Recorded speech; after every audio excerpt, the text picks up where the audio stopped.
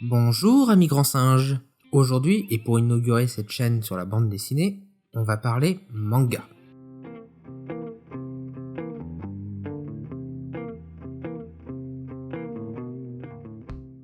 Lorsqu'on cherche à parler de l'univers du manga, il y a quelques généralités qui nous viennent à tous en tête, et à moi le premier. On évoque ainsi souvent un format et un style facilement différenciables des comic books ou de la bande dessinée franco-belge, des chiffres de vente à faire pâlir l'édition hexagonale, mais aussi des genres bien définis, des auteurs sous pression, obligés de s'entourer d'assistants pour des salaires de misère, et des éditeurs tour à tour protecteurs ou dictateurs. Pour essayer de démêler le vrai du faux, faisons tout d'abord un petit retour en arrière.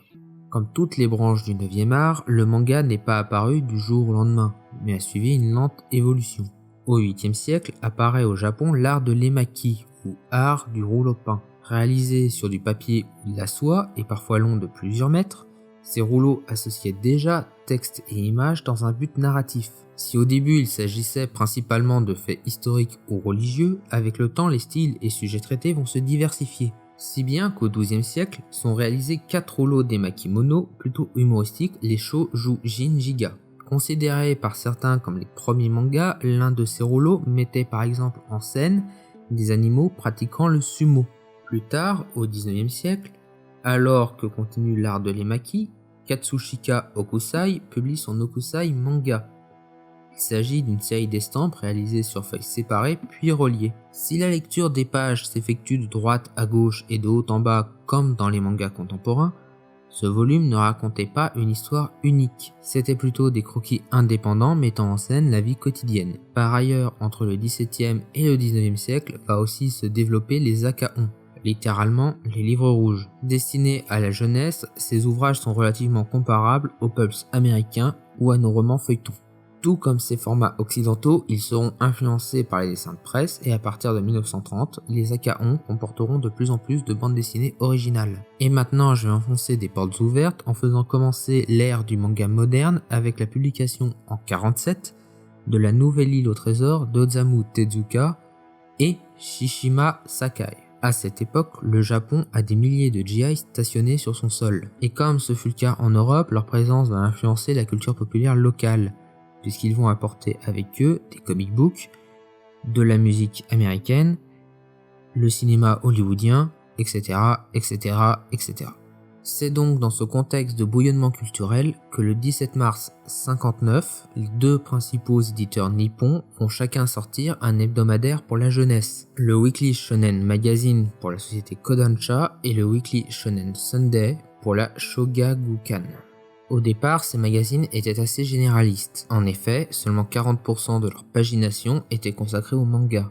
Le reste était constitué de sujets variés, par exemple des articles sportifs ou de vulgarisation scientifique. Mais les lecteurs semblant préférer les mangas, leur place va progressivement augmenter, d'autant plus que les chiffres de vente vont aussi augmenter dans le même mouvement. C'est dans ces magazines, ainsi que leurs concurrents, que vont se lancer des artistes comme Takao Saito, Leiji Matsumoto, Shotaro Ishimori et bien d'autres. Mais si je vous demande de me citer un de ces mangashi, je suis presque certain que 90% d'entre vous vont me sortir le Weekly Shonen Jump. Pourtant, il n'a été lancé qu'en 68. Et pour prendre la tête du marché, les cadres de la Shueisha vont mettre en place une stratégie agressive en développant un dialogue permanent avec les lecteurs. En raison d'un rythme de publication d'un chapitre par semaine, les mangaka sont dès lors soumis à des impératifs qualitatifs et quantitatifs impressionnants. L'entrée même dans le magazine se fait souvent via un concours, puisque le mangashi en organise régulièrement afin de repérer de jeunes auteurs. Et ce modèle fortement concurrentiel a depuis lors largement été repris par les autres publications. Il faut dire que l'industrie du manga, c'est un marché énorme, et que chaque maison d'édition cherche naturellement à en prendre la tête. En 2003, on estimait qu'il représentait rien que pour le Japon 4,43 milliards d'euros. À titre de comparaison, le marché de la bande dessinée dans l'Hexagone est actuellement estimé à environ 225 millions d'euros, dont un tiers provient des mangas traduits dans la langue de Molière. Ceci étant dit, il faut comparer ce qui est comparable. Le Japon a en effet une population 2 fois supérieure à celle de la France. Un manga coûte nettement moins cher qu'un album franco-belge et bénéficie de moyens de distribution que nous n'avons pas, comme des distributeurs sur les quais de gare par exemple. Et tout ça contribue à en faire un bien de grande consommation.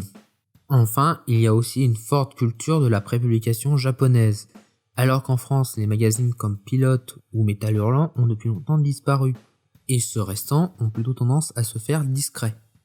Et quand je dis qu'il y a une forte culture de la prépublication au Japon, c'est vraiment énorme en réalité. Quand le Weekly Shonen Jump était au plus haut, il s'écoulait à plus de 6,5 millions d'exemplaires par semaine. Or, comme les mangashis sont peu coûteux et imprimés sur du mauvais papier, les gens ont peu de réticence à les laisser dans les lieux publics ou à les passer à d'autres personnes. Si bien qu'on estime que pour un mangashi acheté, il y a environ 3 lecteurs. Pour reprendre le cas du Jump, ça veut dire qu'à son plus haut, chaque numéro touchait 20 millions de lecteurs, soit 1/6 de la population japonaise. Et pour gagner en force de frappe, les éditeurs tentent de ratisser le plus large possible. Si dans le cas du Weekly Shonen Jump, sa cible principale est bien entendu le shonen, parce que non, shonen ça ne désigne pas un genre mais un public cible, en l'occurrence les ados et jeunes adultes masculins, le magazine et ses concurrents vont viser bien au-delà en essayant de diversifier le plus possible leur récit. Par exemple, Dr. Slump a été publié à côté de Gen d'Hiroshima. De cette façon, quelqu'un achetant son mangashi pour suivre One Piece va potentiellement faire découvrir Death Note à d'autres personnes, et ainsi augmenter la renommée de la série et, ce qui compte vraiment, les chiffres de vente des tankobons. En effet, les magazines de prépublication ne sont pas très rentables. Ils peuvent faire jusqu'à 500 pages, dont certaines en couleur, et comportent jusqu'à 25 séries différentes. Le tout étant vendu moins de 2 €. Vous vous doutez bien que même en l'imprimant sur du papier bas de gamme et en casant de la publicité, ce n'est pas à ce tarif qu'on roule sur l'or. D'autant que la presse japonaise souffre de la même manière que dans le reste du monde de l'apparition du numérique. La rentabilité d'une série se fait donc surtout avec les ventes de tankobons. Ces recueils sont plus petits, 100 pages couleur, ils bénéficient aussi d'un public installé et sont vendus plus cher qu'un mangashi. Je ne vais pas m'attarder plus que ça sur ces volumes, puisque c'est ce qui sert de modèle à nos éditions françaises, et j'imagine donc que tout le monde voit de quoi il s'agit. À ce format, on peut encore ajouter dans certains cas le bunko, encore plus petit, et les éditions de luxe, qui voient le retour de la couleur. Mais la rentabilité des tankobons permet de relativiser l'importance des votes de popularité que j'évoquais plus tôt. Ce sont ces ventes qui compte véritablement pour la pérennité d'une série. Si un auteur vend bien ses livres, il est protégé en cas de baisse de popularité dans son magazine. D'autant plus que ce sont les ventes de ce format qui motivent une exportation ou une adaptation animée. Malgré tout, si les éditeurs ont besoin de jouer la carte de la diversité, la tentation d'un formatage des séries reste grande. Et c'est compréhensible. Lorsque le Weekly Shonen Jump a vu l'arrêt de Dragon Ball, il a rapidement perdu 2 millions de lecteurs. Autant vous dire que ça a été un peu panique à bord et que les éditeurs avaient pour consigne de trouver le nouveau Dragon Ball. Côté artiste, c'était la même. Il y a toute une génération d'auteurs qui a cherché à être le nouveau Toriyama. Autant en raison de son succès que parce qu'ils avaient littéralement grandi avec son œuvre, que ce soit au travers de son travail de mangaka ou de designer dans les jeux vidéo. Pour autant, un éditeur ne va pas se priver d'un artiste talentueux parce qu'il ne correspond pas à la ligne éditoriale du mangashi pour lequel il postule. On va plutôt chercher à le réorienter. C'est d'autant plus facile que le monde de l'édition est dominé par une petite oligarchie. Ça ne facilite pas seulement le transfert vers un autre magazine de bande dessinée. Après tout, pourquoi ne pas mettre un manga de sport dans une revue sportive par exemple ? C'est parfaitement courant et accepté au Japon.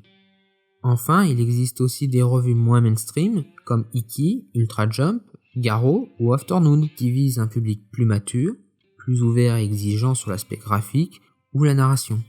En fonction de son style, un auteur sera donc orienté vers une publication ou une autre, et il en sera de même en fonction de sa productivité.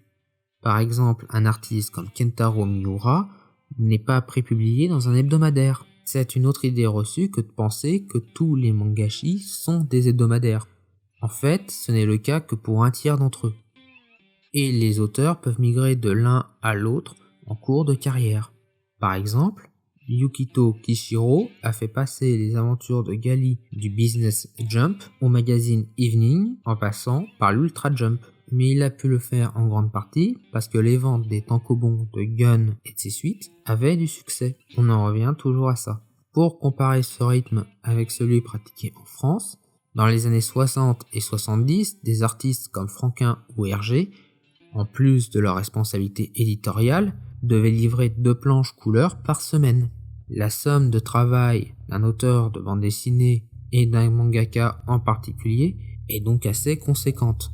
Et pour tenir la cadence, beaucoup s'entourent d'assistants. C'est une image très présente dans nos esprits. Si elle n'est pas complètement erronée, ce n'est pourtant pas une spécificité japonaise. Un comic book, par exemple, est généralement réalisé par un scénariste, un dessinateur, un encreur et un coloriste. La composition d'une équipe peut aussi grandement varier d'une série à l'autre, d'autant plus que c'est le mangaka qui doit lui-même payer ses assistants. En début de carrière, ce sont donc souvent des amis qui viennent gracieusement rendre service. Alors que chez des auteurs installés, il peut y avoir carrément un assistant chargé exclusivement de préparer le repas pour l'équipe. Certains auteurs allant même jusqu'à créer de véritables structures, comme Akira Toriyama avec son studio Bird, ou Otomo avec Mushroom Company. Malgré tout, des mangaka comme Kaneko Atsushi ou Mizumo Junko préfèrent travailler seuls.